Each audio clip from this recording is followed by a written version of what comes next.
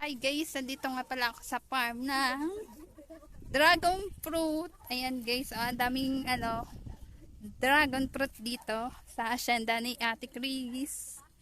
So ayan nga guys, nandito ako ngayon sa dragon fruit farm.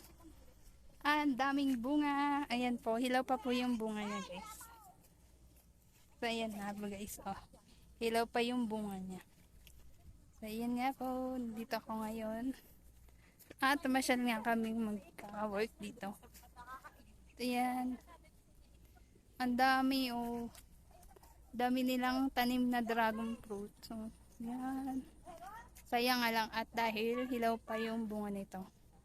Nung pumunta kami. Ayan. Ang dami yung nakaka-amaze dito guys kasi ang dami ng dragon fruit. So, ayan.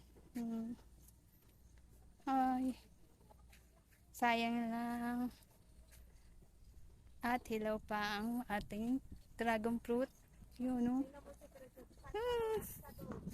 Ang ganda, Ang daming bunga, guys, Ayan, Ang daming bunga.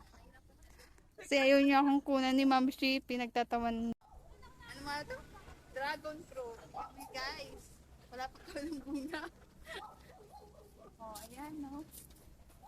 Ang dami niya, guys, Please, picture mo muna ako. Ayoko nagpapa-video. Nag-vlog ako. Ay, panira na sa panira. Wait lang.